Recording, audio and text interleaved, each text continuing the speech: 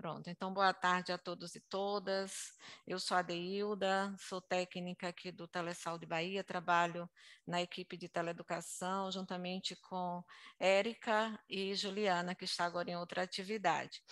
Então, enquanto aguardamos, né, a chegada de Márcia, então vamos dar início e depois ela entra nessa roda, porque o formato que pensamos é de um bate-papo.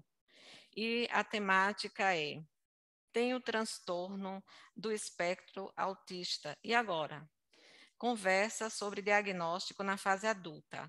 Então, nossas convidadas, que já estão em tela, né? Na tela, Úrsula Catarino, ela é médica, é recém-diagnosticada no espectro autista. Elaine, né, Elaine Cristina Macedo, ela é psicóloga, neuropsicóloga e pós-graduanda em psiquiatria e saúde mental.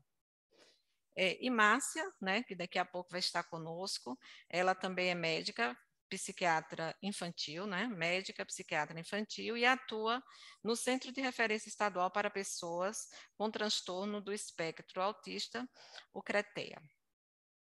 Então, como eu estava falando, a gente pensou nesse formato de bate-papo, onde eu farei uma pergunta, né, para cada uma das nossas convidadas, e os colegas podem colocar suas dúvidas ou perguntas, não é? Às vezes até um comentário, alguma experiência que tenha tido, pode colocar no chat, nós aqui estamos entre colegas, e a oportunidade, ela é muito boa, né? É potente para a gente tirar essas dúvidas e fiquem à vontade.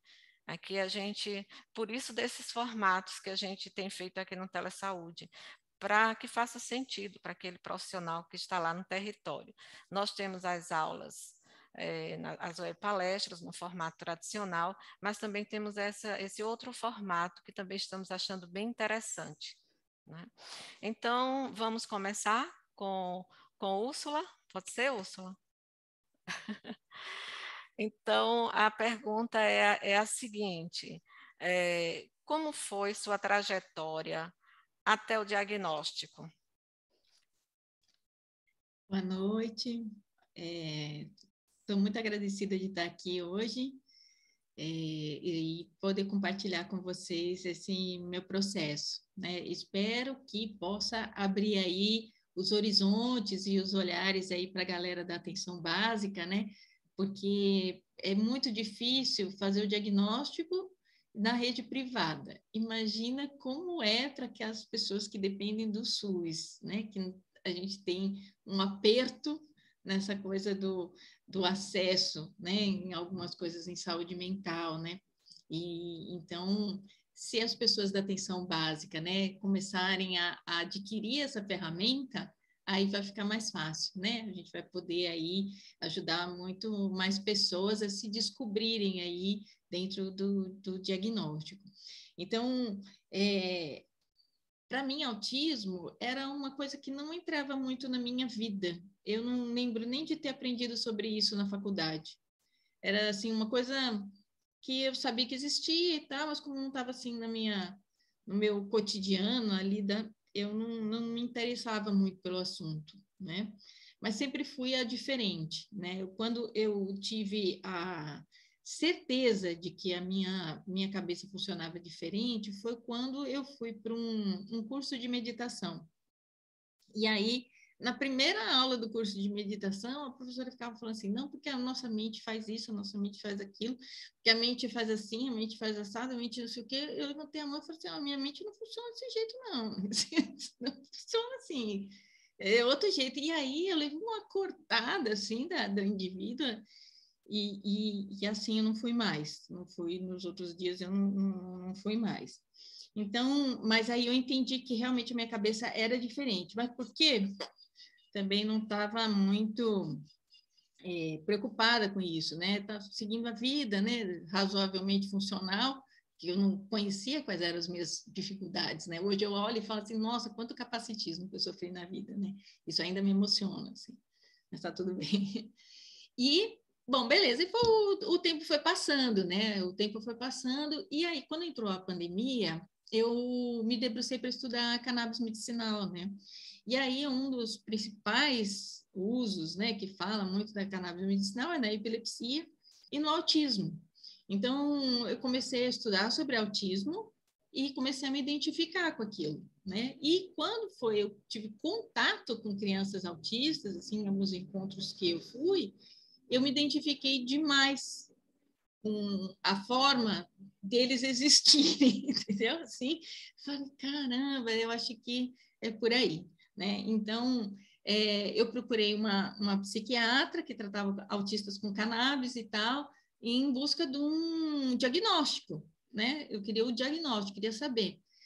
E aí ela falou, ai, não, eu preciso que você faça os testes, né? Que você passe por uma neuropsicóloga. E aí eu perguntei se ela tinha alguém para me indicar, ela não me indicou ninguém. Eu falei, e agora? Estou um mato sem cachorro aí, né? E aí eu me lembrei, né, que é uma pessoa que eu acompanho nas redes sociais e tudo, que é o irmão de uma amiga minha médica, se formou comigo na faculdade e tal, e que tinha recém-descoberto, né, recém-descoberto autista, e que isso tinha feito muita mudança na vida dele. Foi um impacto muito importante, assim, nas relações, inclusive na coisa de profissional e tal. E aí eu liguei para ela falou, eu acho que você deveria conversar com meu irmão. Então, eu entrei em contato, é o tio Faso, né? As pessoas aí do universo autista conhecem ele, porque ele é atuante bastante no Twitter, principalmente, e tal, né? E aí que ele falou, olha, se você tá achando que então você tem que ver, vai ver, né? E aí ele me passou o contato da clínica, que também foi onde ele fez o diagnóstico, né? E aí eu encontrei essa linda aí, que me acolheu super bem no meu sofrimento, nas minhas dores ali, naquele momento que estava difícil. e, e é isso. Então, aí eu passei por vários testes, né? Eu fiz questão, assim, de não estudar, porque como eu tenho essa coisa, né, da muita racionalidade, pensamento rígido e tudo mais, de eu me auto-sabotar, né, na coisa do diagnóstico, ou para sim ou para não, né? Então eu evitei, então eu me deixei fluir bem, assim, na condução, né, com a Elaine e tudo mais. Então ela me pediu para ver alguns vídeos, para fazer algumas tarefas de casa. Ela fez alguns testes, tem uns testes que era meio na hora, assim, ao vivo, que tinha que entrar online, que tinha tempo de resposta e tudo. Aquele dia caiu a conexão. Foi interessante, assim, né? E no final, e aí eu acho que a Elaine também vai poder falar bem, que ela chegou na encruzilhada, que é a dificuldade do diagnóstico do autista adulto, né? Que é assim, ele já está tão traumatizado, né, dos tropeços que a vida foi dando, que ele foi se ajustando, né? E aí, para se ajustar, ele desenvolve outros transtornos, né? E aí ela falou, olha, eu acho que a gente precisa primeiro limpar essa ansiedade que está aí, essa coisa que está atrapalhando, vamos limpar ela, né? Eu acho que precisa procurar agora um profissional que medique, que a gente limpe, para a gente poder entender você. E aí é isso, né? Então, aí eu passei, tomei a medicação, consegui compreender para que lugar que eu precisava ir, né? Então, começar a compreender o que é que tem de diferente, porque é diferente, ok, e agora? O que eu faço com isso, né? Então é isso, tá? Para não me alongar demais, acho que pelo menos para introduzir a ideia, e aí fico à disposição para a gente realmente conversar, né? De poder falar um pouco de quem está deste lado, né? Eu geralmente, nessas palestras, estou do outro lado. Dessa vez aqui eu estou como paciente. Como eu falei, muito rica essa tarde, né? Prometendo essa troca de experiência, né, Elaine? Aí a pergunta que a gente tem, na realidade, não é, a gente chama de pergunta por falta de outra palavra, é só para a gente iniciar esse bate-papo hoje à tarde. Aí a gente traz o seguinte: como tem sido a sua experiência no cuidado com TEA, né, com pessoas, na fase adulta, já na fase adulta? Boa tarde, pessoal. Fiquei muito feliz pelo convite. O convite veio primeiramente pela Úrsula, agradeço muito, uma paciente muito querida. E que trabalho bonito da Telesaúde, é muito rico, muito completo, e o mais importante hoje, a gente levantar essa questão do TEA adulto, do diagnóstico tardio, e dar voz para o autista trazer essas questões também. Então, vocês estão de parabéns, eu achei um trabalho incrível, tá? Bom, trabalhar com autista adulto é um desafio muito grande, até mesmo porque hoje nós não encontramos tantos profissionais especializados para trabalhar com o adulto. Eu comecei trabalhando com as crianças, eu sou mãe de autista, então eu tenho um mestrado aí na vida também, sinto aí algumas dificuldades, né, aqui dentro de casa também. E foi um grande aprendizado para mim trabalhar com os autistas adultos, até mesmo para compreender as crianças, os adolescentes. Comumente, o autista ou a pessoa que está em busca do diagnóstico, ele já vem com grande sofrimento. E, comumente, esse adulto já vem com comorbidades. O que seriam essas comorbidades? Comumente, eles vêm com algum transtorno associado que dificulta muito ali o processo terapêutico, dificulta bastante também a gente conseguir fechar o diagnóstico, e com a Úrsula não foi diferente.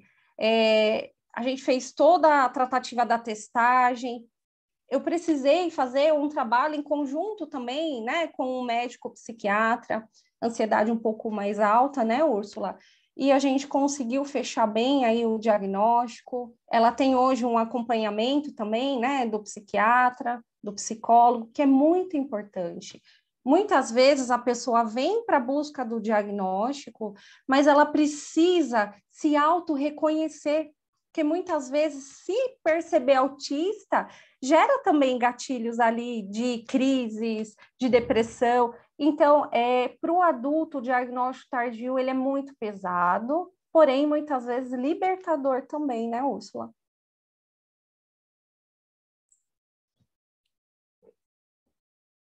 Com certeza, assim, até foi o dia do autista, né? Minha postagem nos stories, eu coloquei isso, sim, 2 de abril para mim agora é o dia da minha libertação. Uhum. E é uma vida inteira também, né? Essa pessoa vem durante uma trajetória de vida, passa por muitas dificuldades, muita inadequação social. Então, quando essa pessoa chega na vida adulta, muitas vezes dificuldade de se manter no trabalho, dificuldade em relacionamentos. Então, hoje, quando a gente trabalha com o autista adulto, a gente tem que sair dessa caixinha, desse padrão de estereótipo do autista. Muitas vezes, quando você fala de autismo, o que as pessoas têm de rótulo? É uma pessoa que tem um cognitivo um pouco mais baixo, muitas estereotipias. E a gente não pode esquecer que o autismo são 3 graus, grau 1, 2 e 3. Como que é classificado esses graus? Por ajuda substancial, tá? O grau 1, a pessoa que precisa de um auxílio. O grau 2 precisa da ajuda substancial. E o grau 3 é a pessoa que precisa de muita ajuda substancial. Elaine, você, não sei se você tem esse dado, mas tem crescido, você observa na clínica, né, no seu dia a dia, no cotidiano, se tem crescido o número de diagnóstico, tanto em crianças quanto em pessoas na fase adulta. Você acha que, né, se você observa se tem, ou se os estudos trazem isso. E se sim, você sabe qual o motivo desse crescimento? Pergunta muito importante. Me veio até uma memória de tempo de faculdade. Eu acho que em 2007, mais ou menos, eu fui iniciar os estágios da faculdade e eu vi lá estágio com pessoas autistas. Eu não sabia o que era autismo.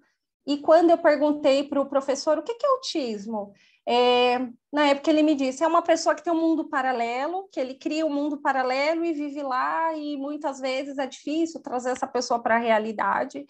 E ali me gerou uma curiosidade, eu precisaria entender melhor o que era o autismo, e eu fui fazer o estágio na área em 2007.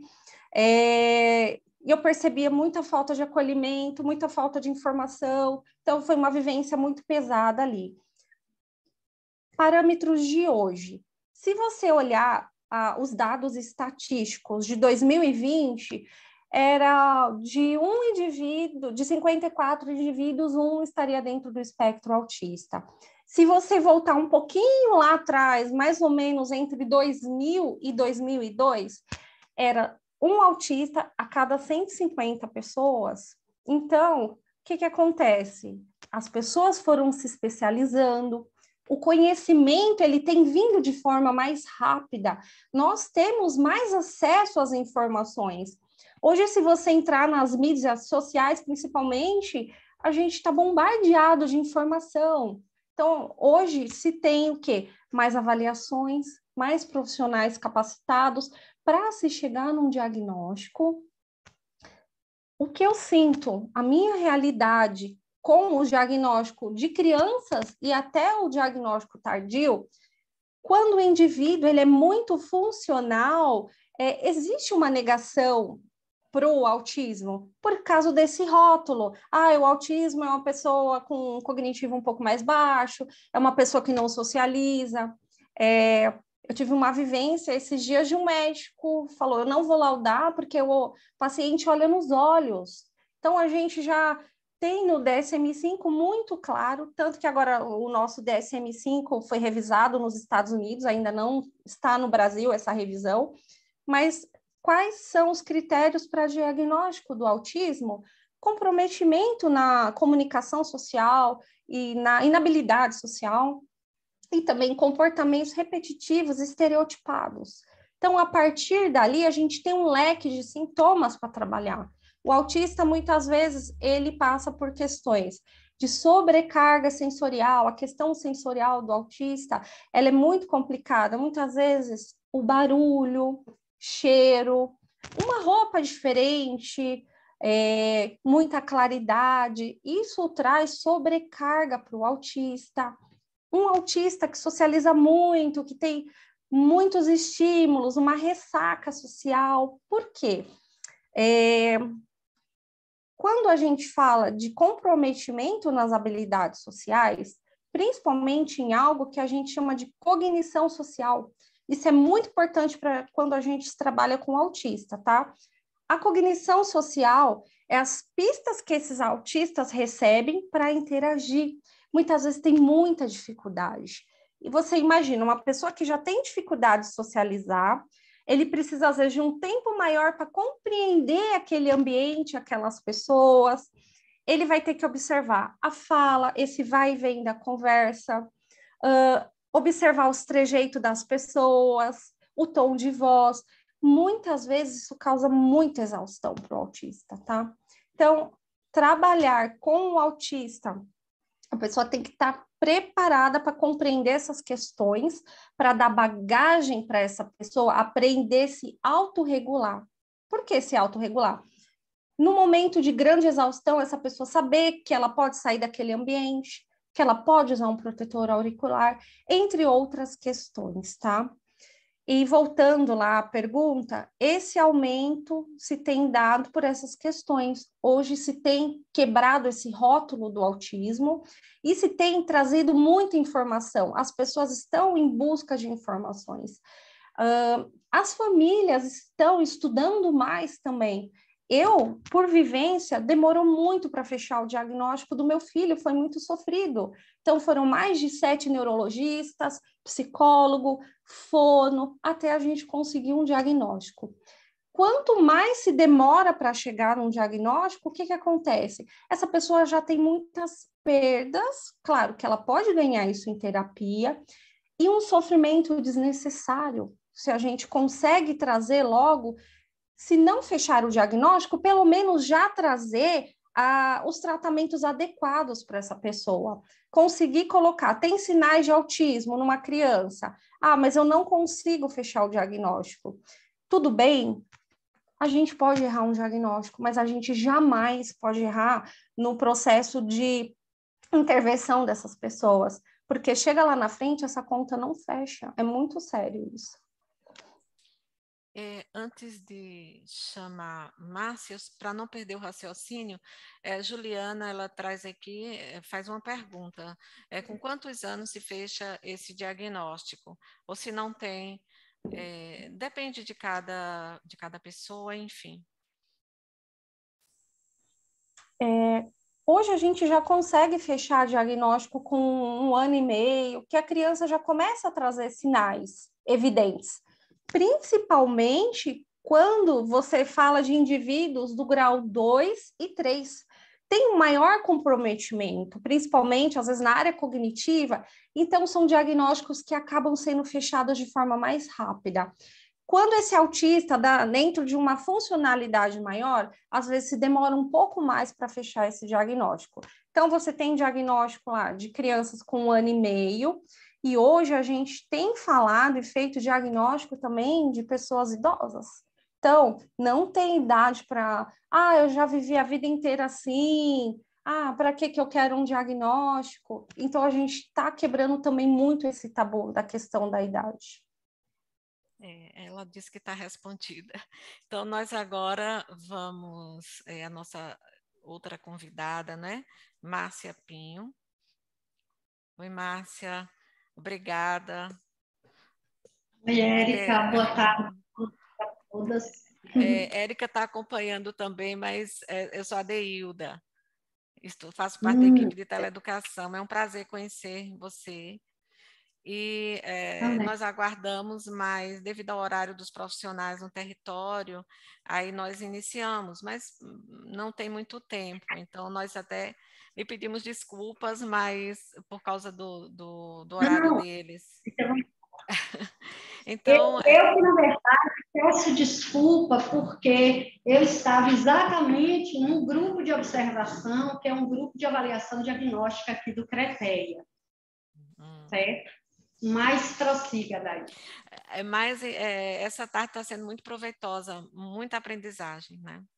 Então, só lembrando, eu já fiz a apresentação, mas Márcia, ela é médica psiquiatra infantil e Márcia atua no Centro de Referência Estadual para Pessoa com Transtorno do Espectro Autista, o CRETEA.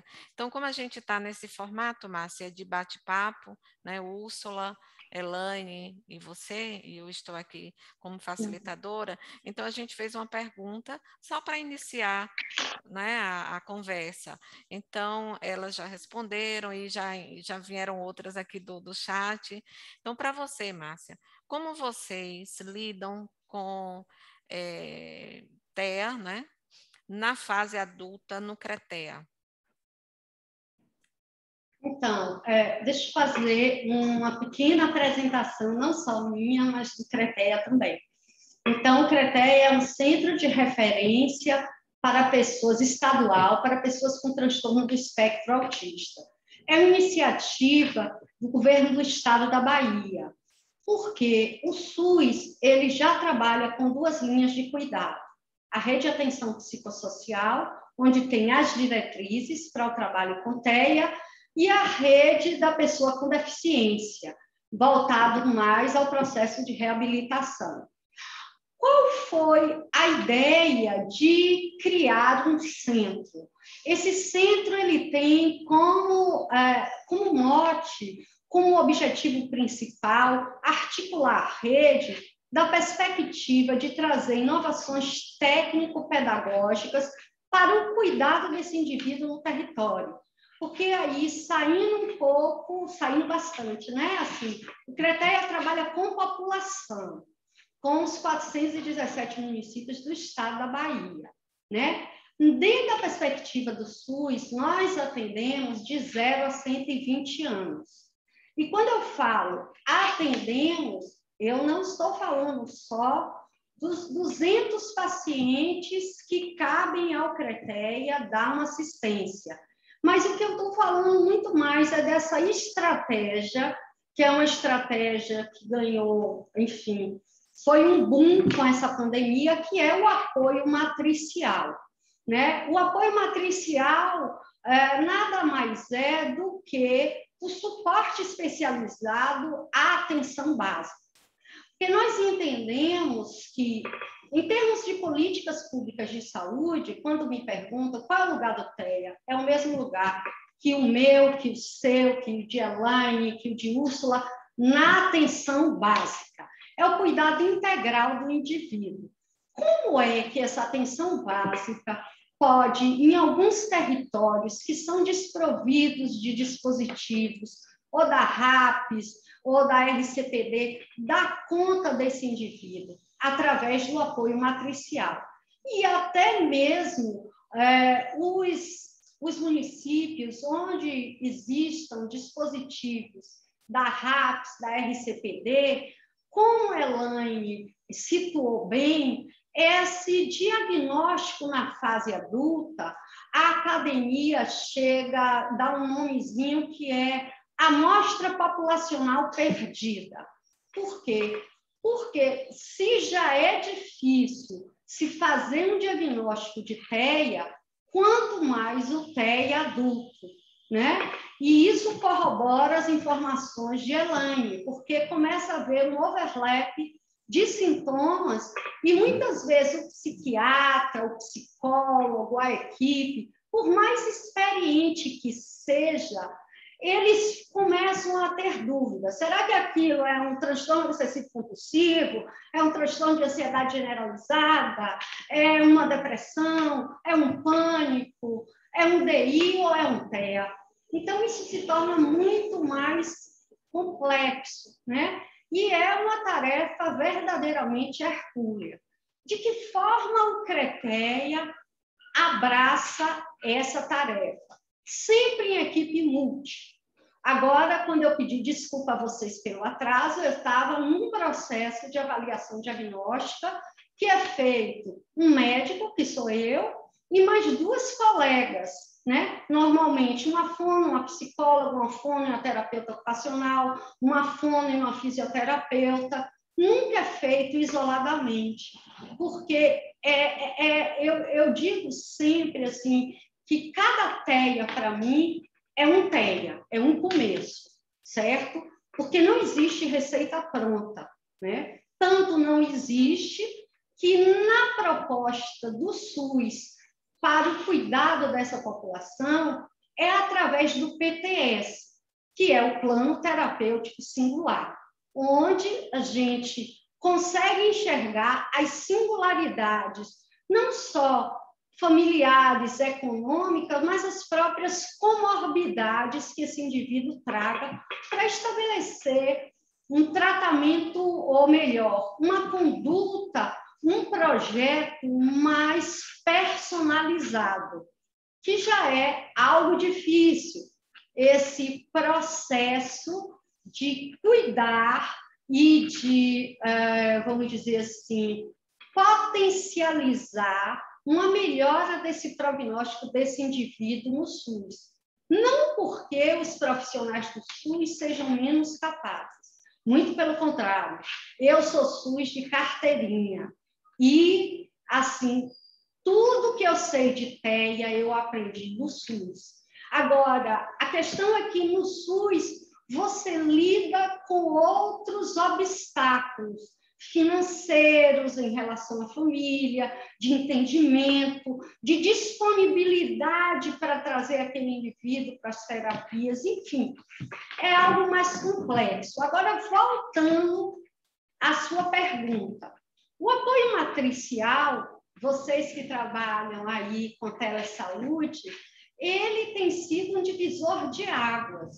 Essa proposta de diagnóstico, acompanhamento, treinar profissionais da zona rural e até mesmo promover um trainee, né? Um treinamento desses pais para estarem lidando em casa e dando continuidade, já é algo que acontece nos grandes países, ou melhor, nos países mais desenvolvidos, né? Só que no Brasil não existe, como que eu posso dizer, significado na tradução de apoio matricial. Apoio matricial é uma marca bem do SUS, é um termo do SUS, certo? mas que, utilizando ferramentas parecidas que acontecem nesses países, nós temos conseguido avançar nessa troca com as equipes dos municípios. Então, o CRETEA, desde 2018, vem fazendo esse apoio matricial à rede. Inicialmente, foi de forma presencial. Quando veio a pandemia, nós concluímos, não só pela pandemia, mas por todo o referencial teórico que nos debruçamos, que se a gente conseguisse implantar esse projeto via remota, via online, né, nós agregaríamos mais profissionais. Então, o objetivo desse projeto, do apoio matricial para a TEA no estado da Bahia, é exatamente estar empoderando esses profissionais para o cuidado no território, porque é naquele território que o paciente reside. Então, nós entendemos que o padeiro, que a própria atenção básica, que ele precisa conhecer o jardim, o rio da região que ele mora. Não adianta esse deslocamento, até porque esse deslocamento, com o tempo, não se sustenta. Se a gente pensar em distâncias, como é Barreira a Salvador, que quase meio-dia de viagem. Então, fica muito complicado e traz, muitas vezes, toda uma questão que a Elaine trouxe muito bem, que são as desordens sensoriais. Então, muitas vezes, o paciente, quando chegava aqui no CRETEA do interior, ele chegava em crise. Era acolhido, era trabalhado, e aí ficava esperando o transporte da prefeitura. E quando saía, ele saía de novo em crise.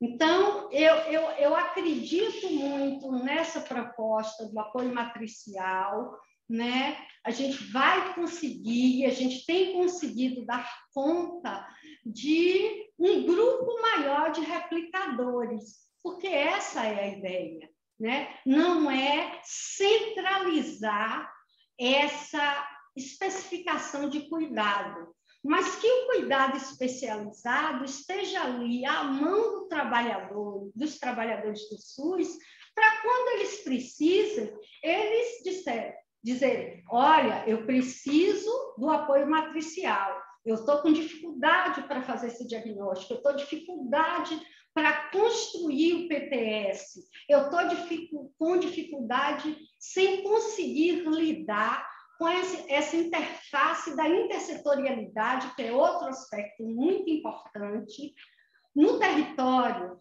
Porque a escola, se as pessoas tivessem ideia, a escola é, assim, fantástica para um TEA. Se a gente pensar que um TEA deveria ir 5 vezes por semana para a escola.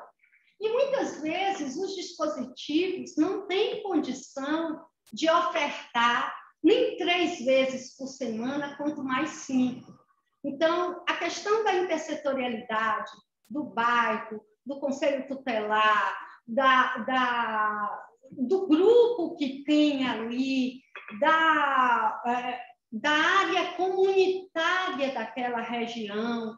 Então, tudo isso é muito importante, porque por mais que a gente treine, por mais que a gente trabalhe as questões comportamentais, o que eu vejo ao longo da minha experiência no SUS é que, se a sociedade não estiver aberta para receber esse indivíduo, para inseri-lo socialmente, o trabalho da gente é em vão, né? Então, assim, eu acho que o maior trabalho é essa inserção social, né? É que a comunidade possa acolher essa neurodiversidade, vamos dizer assim, esse indivíduo que é um pouco diferente, né? Que ele abra esse espaço. Aí as coisas andam. porque, assim, o trabalho dos profissionais, eu acredito, como Elaine, foi bem enfática, como mãe e como psicóloga, que o nosso trabalho nós fazemos, mas existe todo mundo aí fora que precisa nos ajudar, certo? Então, assim, eu tentei responder até pelo adiantar da hora de uma forma bem pragmática, mas se houver mais questões, vocês podem trazer que a gente vai trabalhando. Pois não. Úrsula já tem uma pergunta. Não, primeiro que assim, né, eu me coloquei no lugar desse autista que está saindo de Barreiras, foi para Salvador para voltar para Barreiras, né, assim, já foi me dando agonia interna, né?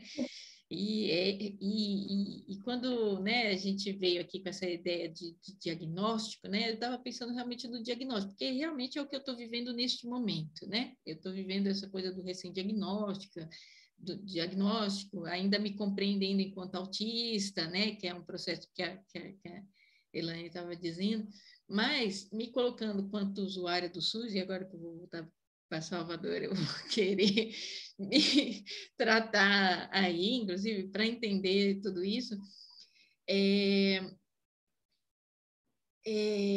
isso, né? Que, na verdade, a questão do autismo, para mim é o que está pegando, é essa coisa de entender a neurodiversidade, né? E que se a gente tivesse essa compreensão da neurodiversidade, que o mundo fosse um pouquinho mais acolhedor, talvez a gente nem precisasse ter um diagnóstico de autismo, né? Porque a gente ia estar em harmonia com o funcionamento da sociedade, né? Então, essa questão que você estava falando, assim, não adianta ter um centro central, um lugar centralizado para atendimento do autista, não, assim, a questão transcende a coisa do diagnóstico, ok, agora tem o diagnóstico, como é que o SUS, na sua permeabilidade, né, aquele médico da família, aquela equipe da atenção básica vai compreender esse indivíduo, né? Quando ele chega na unidade, que tipo de acolhimento que eu tenho que dar para aquele indivíduo? É o mesmo que dos outros, né? O que eu posso fazer para evitar que ele tenha uma crise ali, né?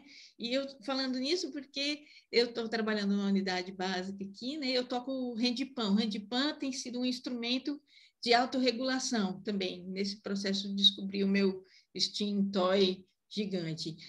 E chegou um menino em crise, e eu comecei a tocar no consultório. Comecei a tocar. Ele se acalmou, não era ele que estava na consulta, era outra filha mais velha, só que isso eu não conseguia atender a menina. Aí, quando ele conseguiu, né, que ela regulasse o próprio filho, aí eu consegui fazer a consulta com a menina, né? Então, assim, achei muito legal, assim, estou muito feliz, assim, de saber que o SUS desenvolvendo essa tecnologia, né? Inclusive da permeabilidade, da aceitação da neurodiversidade. Então, era mais colocar mesmo, e aí queria que vocês comentassem isso, porque realmente, para mim, é muito legal saber que está sendo pensado dessa maneira enquanto política pública. Enquanto vocês estão falando, então, eu estou assim empolgada no sentido de aprendizagem mesmo. Aí, quando eu pensei na escola, Márcia falou, porque como dentista trabalhei muitos anos no território, então todos os profissionais, eles têm que estar envolvidos, né, para trabalhar, para ter essa segunda opinião, que é o apoio matricial que Márcia trouxe. Então, realmente é multidisciplinar, é intersetorial e ninguém pode fazer sozinho, né? Realmente isso é importantíssimo. E também eu fiquei aqui pensando a importância, né, fundamental da sociedade, como Márcia trouxe, Elaine, né, e Úrsula, e também da família, né, para que a família tenha esse entendimento, compreenda o que é preciso ser feito, né?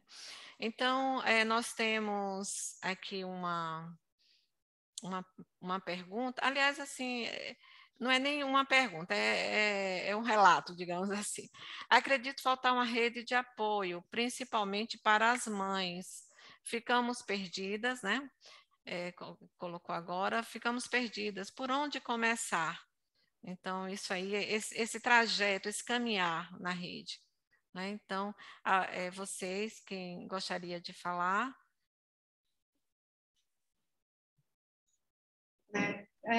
Veja só, em se tratando, eu trago uma experiência no Rio, eu trabalhei alguns anos na Fiocruz, no Fernando de Oliveira, atendendo TEA, e aqui na Bahia eu comecei no CAPS da Liberdade, né? E assim, quando você trabalha em equipe, e em saúde mental, principalmente, aliás, as doenças crônicas de uma forma geral, você precisa propiciar, antes de mais nada, qualidade de vida para essa família. Porque se eu não der um suporte a essa mãe, ela vai abandonar o tratamento. Até porque ela tem expectativas, ela trabalha no imaginário dela, ou que vai ser um grande médico, ou que não vai ser nada. Normalmente são os extremos, né? E assim, quando você trabalha em equipe, normalmente, tanto no CAPS, quanto aqui no CRETEA, quanto em relação ao apoio matricial, o que a gente preconiza é que o segmento do indivíduo, do usuário, deva ser realizado de forma multi, desde o clínico, o pediatra, o dentista, a enfermeira, o psiquiatra, assistente social, porque a complexidade é grande. Quando a Elaine diz que você dá um diagnóstico ou pelo menos você pode fazer uma suspeita com 1 ano e meio, aí você imagina o quê? Esse indivíduo ele não vai morrer de TEA, ele pode morrer das comorbidades. Então, ao longo desse tempo, quem vai dar esse suporte? Quem vai até garantir que o dinheiro que o governo investe no CRETEA está tendo resultado? É se eu coloco a família dentro do meu PTS, ou seja, é se eu dou esse suporte à família, essa escuta, se eu faço visitas domiciliar, se eu tento ver no território qual é o apoio social que ela tem, se tem centro comunitário, se a mãe dela mora perto, a avó do menino, se tem uma tia, se eles têm amigos, porque é uma criança, é um adolescente, é um adulto, como outro qualquer. Em alguns momentos, a família cansa. Então, quando tem um suporte, isso se torna menos pesado para a família e a família também não se sente excluída. Porque o que a gente vê aqui no CRETEA, em termos de realidade, SUS, é que muitas vezes as mães dizem: eu não levo para a pracinha porque na hora que toca a música no alto-falante, ele fica mal e as outras pessoas que estão lá dizem que eu não dou educação a ele, né? Então, assim, pegando um pouco o que Úrsula falou, existe um trabalho especializado para ser feito, sim. Mas existe também um trabalho, que é o que nós estamos fazendo hoje, a comemoração, né? Não é do Dia do Autismo, mas é da conscientização, né? É trazer essas informações para a população, para que elas não tragam comentários desagradáveis, ou para que elas possam também ser acolhedoras, porque alguns receios que às vezes eu fico me perguntando, não como SUS, mas como pessoa. Será que os únicos espaços que essas pessoas conseguem ser entendidas são espaços que não deixam de ser segregados, fugindo a todo o modelo da reforma antimanicomial, certo? Porque eu preciso que ele seja feliz aí fora. Porque aqui dentro só tem gente especializada, e eu sei que todo mundo vai dar conta da crise, disso, de suportar, de entender, de acolher, mas eu preciso que aí fora as pessoas tenham um mínimo de delicadeza com eles. É isso que eu penso. Não sei, Elaine, você gostaria de estar trazendo uma fala? Eu vou um pouquinho além dessas questões no sentido, até falando de pacientes dentro de um grau 1, essas pessoas vão para o mercado de trabalho e quando eles vêm até em busca do diagnóstico tardio, às vezes muitas vezes por isso. Chega no ambiente de trabalho, dentro de relacionamentos, é muito sofrimento para o paciente. Hoje, a gente, analisando a lei de cotas, é algo muito superficial. Eu trabalhei com contratação com pessoas com deficiência, é uma batalha muito grande. Hoje, a gente tem muito poucas coisas no Brasil referente a isso. Eu conto nos dedos quem são as pessoas que trabalham com essa inclusão dessas pessoas fora da clínica, fora dentro de casa. O autista, ele não está só dentro desses locais muito pertinente aí, como a Márcia falou. Essas pessoas vão para a faculdade, essas pessoas querem também ter a vida deles. Quando eu atendo muitos pacientes, principalmente adolescentes e adultos, eles falam desse sofrimento. Dentro ali da faculdade, muitos desistem, eles não terminam o curso. Essa questão do trabalho. Hoje, acho que a gente tem mais conhecida a Specialiterne, ela é uma ONG dinamarquesa, faz contratação de pessoas dentro do espectro autista, faz toda uma capacitação e eles fazem um acompanhamento também. Hoje está muito cru ainda se falar disso, a gente tem poucos estudos ainda dos adultos. Agora que está chegando mais coisas para a gente trabalhar, é muito interessante quando o autista adulto começou a se impor, principalmente em redes sociais, e eles querem ser ouvidos. Muitas vezes a gente traz a fala deles, mas é muito importante a gente ouvir esse lado também. A falta de acolhimento para as famílias é algo assim assustador. Hoje eu trabalho num núcleo terapêutico, desde crianças até adultos, a gente fechou um pós-diagnóstico até de pessoas idosas. Então, a gente tem todo um trabalho ali com os pais também, o acolhimento com os pais. E muitas vezes, a Márcia, eu acho que tem essa vivência também, vem as crianças e os adolescentes para fechar um diagnóstico e a gente percebe ali nos pais também sintomas de TEA. Então, é algo assim muito complexo. Quando a gente fala de autismo, é algo muito grande e cada autista é de um jeito, vocês nunca vão ver um autista igual ao outro. Eu acho que é uma coisa que é muito importante. Por quê? Muitas vezes, o que eu escuto? Mas ele não faz isso, o outro autista faz, ele olha nos olhos, ele tem uma boa comunicação. Então, isso é multifatorial. A gente tem que ver a parte cognitiva desse paciente, o que ele teve de suporte, e muitas vezes as crianças têm um suporte maior. Tem escola, tem família, enfim, tem os médicos. E na adolescência e na vida adulta, esse suporte vai sendo tirado, né? Aí que esse paciente traz um maior sofrimento e muitas vezes as comorbidades estão gritando mais, até mais que o próprio TEA, igual a Márcia falou também. Então, só queria deixar esse adendo aí da questão dos relacionamentos dos adultos, das questões do mercado de trabalho, que eu acho que ainda a gente tem que muito engatinhar aí nesse sentido. Realmente, é uma caminhada.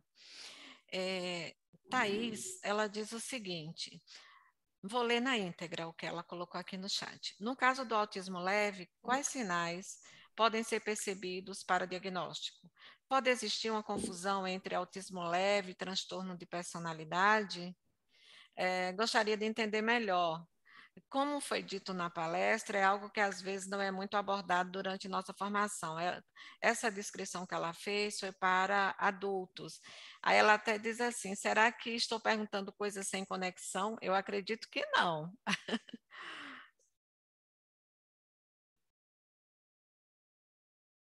Vocês querem que eu repita Eu posso responder aí sim, a Márcia Márcia e a Úrsula.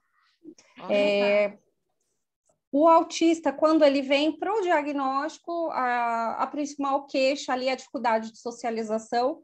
É uma pessoa que tem a dificuldade de iniciar um diálogo, de mantê-lo. A pessoa traz um comportamento mais rígido, existe uma rigidez mental também, a questão de padrões estereotipados. Muitas vezes os autistas, eles omitem um pouco as estereotipias, são movimentos repetitivos, estereotipados, pensamentos ruminantes também.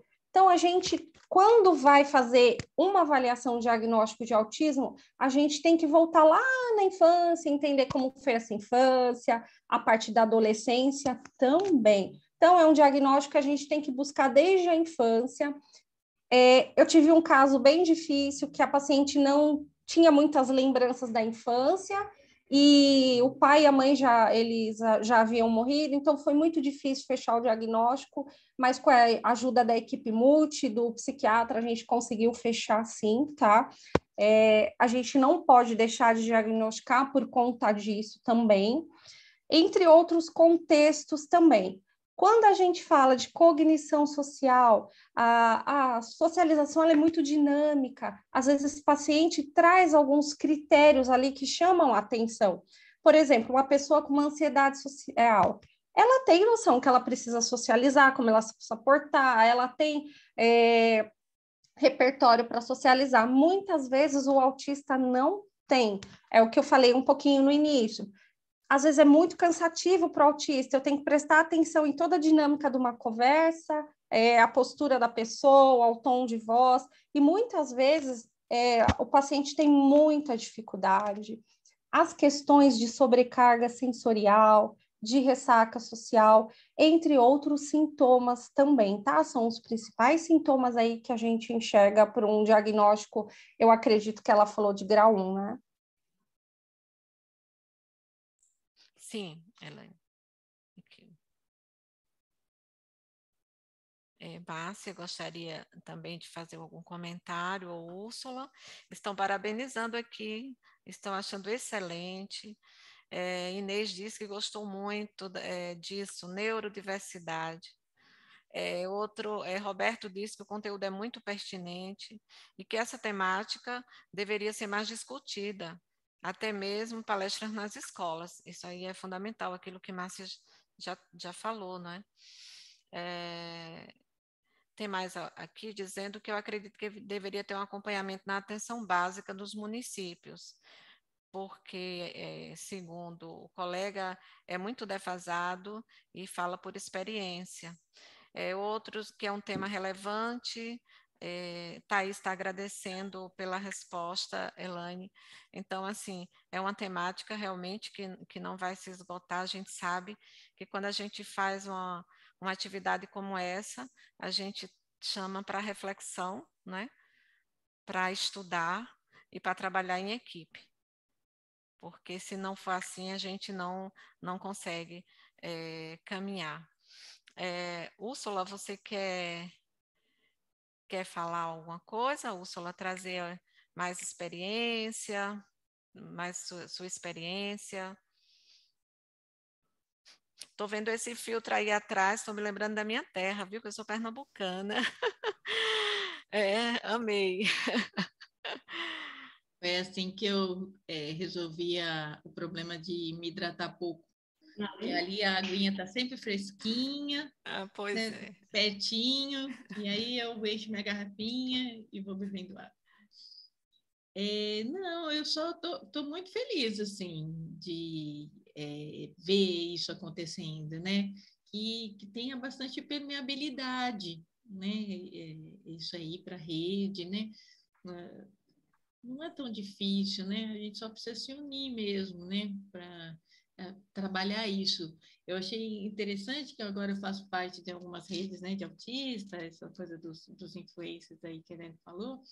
E aí tem uma camiseta que o povo lançou essa semana, eu amei. A frase é assim: diferente é o mundo que queremos. né? Então, eu acho que essa reflete bem a questão da neurodiversidade, né? O que precisa é que o mundo seja um pouco mais acolhedor, né? Para todas as existências, independente dela como seja. Eu acho que essa que é a questão, né? E também isso, né, de me reconhecer enquanto PCD é uma coisa que é difícil, porque a gente passa a identificar a coisa do capacitismo, né? Mas, ao mesmo tempo, tem a frase que também eu amo e eu acho que serve para tudo, que é nada sobre nós sem nós, né? Então, assim, essa questão que a Elaine falou, assim, de estar aqui, né? Ocupar o espaço, né? A gente tá aí, todos os lugares são lugares, não precisa ter 2 vagas, né? Não sei, por sala, né? Para autistas, mais do que 2, não pode, a gente deu um limite do que é a distribuição de autismo nesse território, né? Então, que bom que a gente está tendo essa conversa e é isso. Renata pergunta aqui, o diagnóstico varia de acordo com a idade do paciente? Eu posso falar um pouquinho. Eu acho que o diagnóstico ele tem critérios, certo? É claro que esse quadro psicopatológico ele vai se apresentar de acordo com as faixas etárias. Então, se eu pegar um menino de 3 anos para fazer um diagnóstico, vai ser diferente de 13, vai ser diferente de 23 e de 30. A apresentação dos sintomas. Porém, a classificação, como que eu posso dizer, o entendimento desses sintomas vai ser, por exemplo, comportamentos restrito e repetitivo. Só que esse comportamento restrito e repetitivo, em termos comportamentais, ele se apresenta de uma forma X com 3 anos, de uma forma Y com 13, de uma forma Z com 23. Por isso que precisa ser uma equipe multi-especializada nesses sintomas, em fazer essa leitura correta desses comportamentos e de toda a psicopatologia que agrega esses critérios. Mas os critérios serão os mesmos. A apresentação dos sintomas que estarão de acordo com a idade, entende?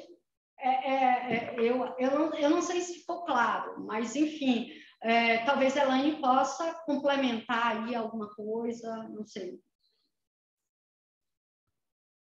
Eu gostaria de fazer uma observação. O que eu tenho recebido muito na clínica muitas pessoas, eu acho que o meu diagnóstico está errado.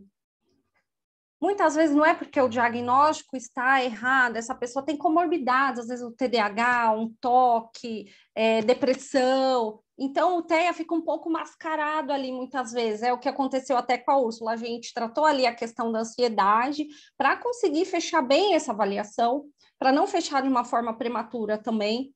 Foi onde o auxílio da equipe multi, o psiquiatra, ela estava em terapia também. Então, foi muito importante. Tem pacientes que a gente leva um tempo maior para fechar o diagnóstico, justamente por isso. A pessoa vem com muitas comorbidades. Os pequenos, muitas vezes a gente ainda não enxerga essas comorbidades. Eu acho que lá 5, 6 anos começam a aparecer mais coisas ali, até mesmo quando já tem sintomas de déficit de atenção e hiperatividade. Então, acho que é muito importante ressaltar isso.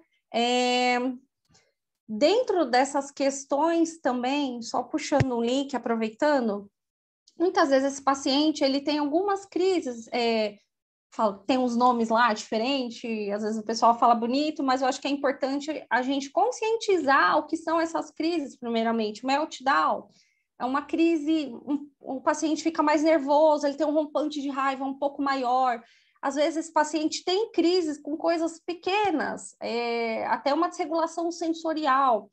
O shutdown, parece que aquele paciente desliga, ele sai ali de si por um momento, parece que aquele paciente está desligado.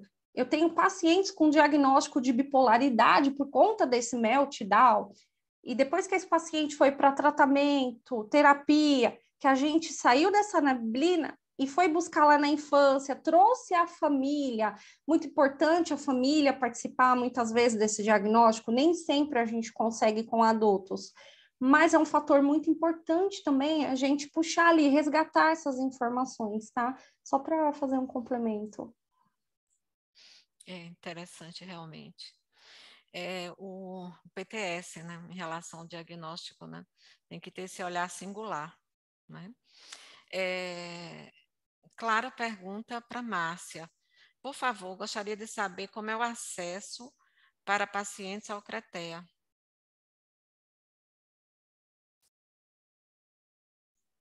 Então, veja só, hoje o CRETEA tem uma fila imensa.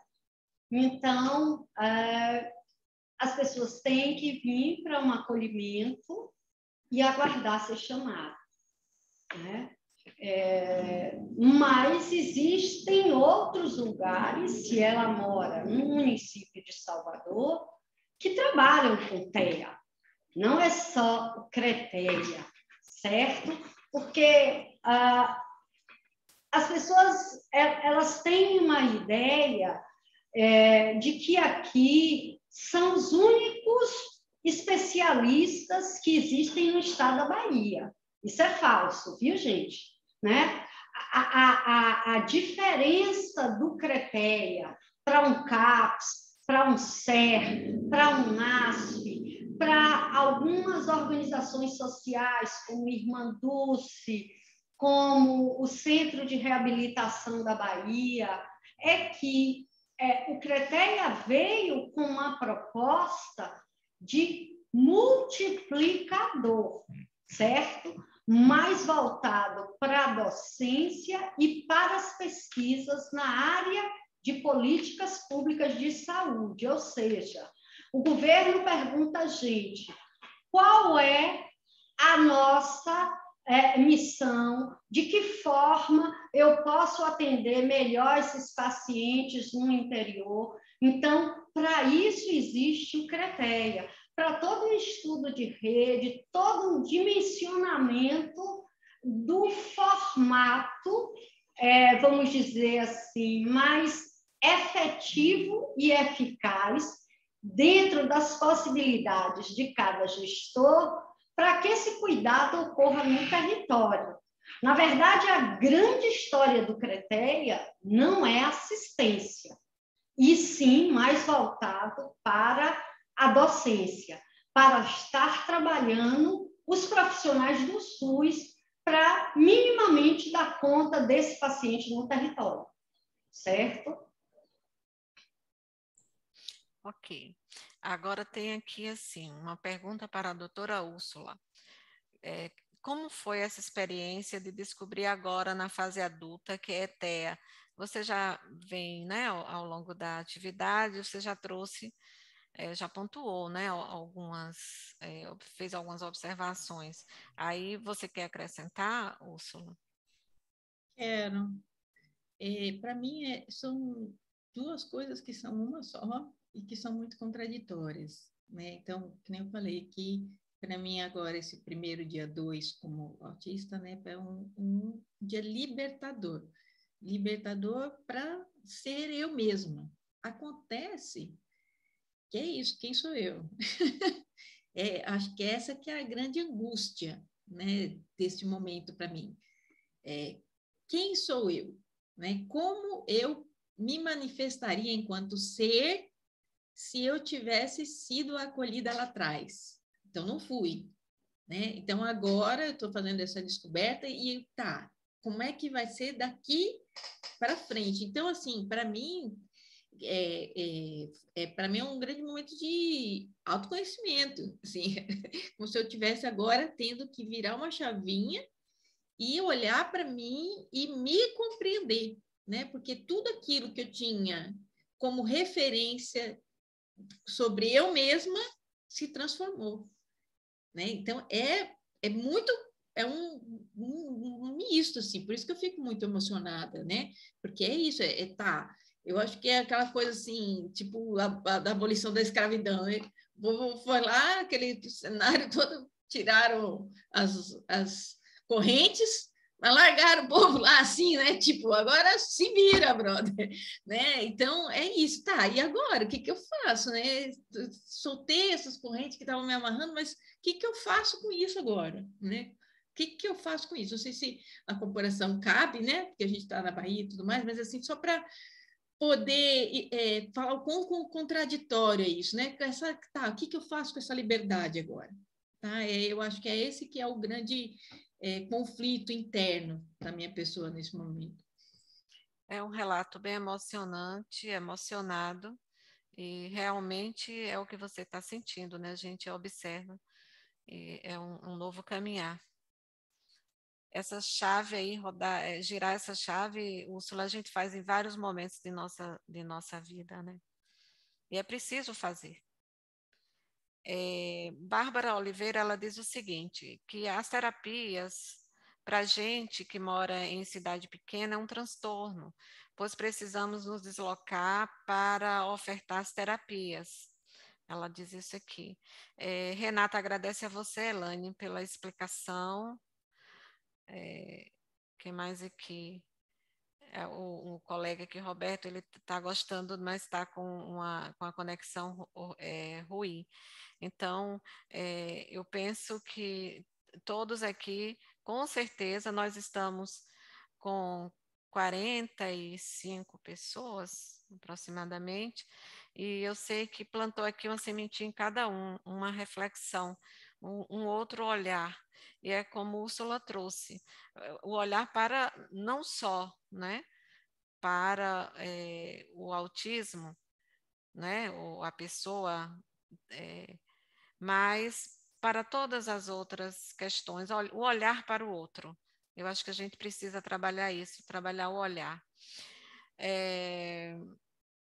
Em relação à pessoa que lhe perguntou, Úrsula, sobre a sua experiência, a pessoa diz que entende, mas que a senhora vai conseguir fazer essa acomodação depois do furacão, que acredita. Que bacana, muito bom, muito bom. Então, assim, eu acho que nós já estamos, né, às 16h24, então a gente pode fazer uma rodada agora de considerações finais. O que é que vocês acham? Pode ser? Nós já respondemos todas as perguntas que estavam aqui, né? Então, acredito que a gente já pode ir para as considerações finais, ok? Vamos começar com Márcia? Pode ser, Márcia?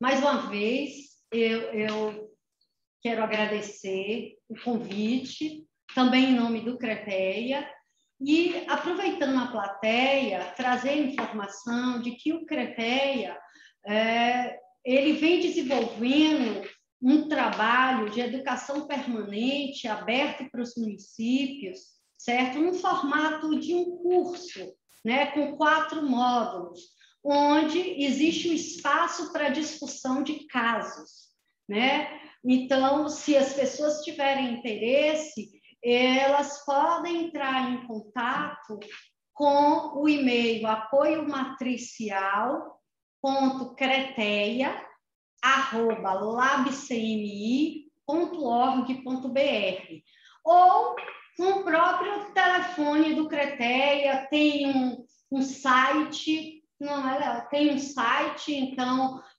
o CRETEA é um dispositivo que é administrado pela Liga Álvaro Bahia contra a mortalidade infantil.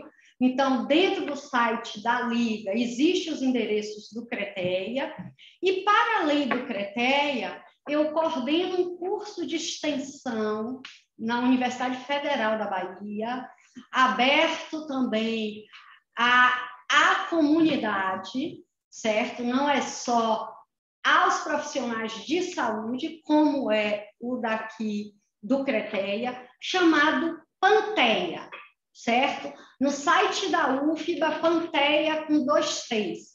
No site da UFBA, vocês vão encontrar, a gente também tem um espaço de roda de conversa lá, para discussão de casos, na perspectiva da clínica ampliada e da intersetorialidade.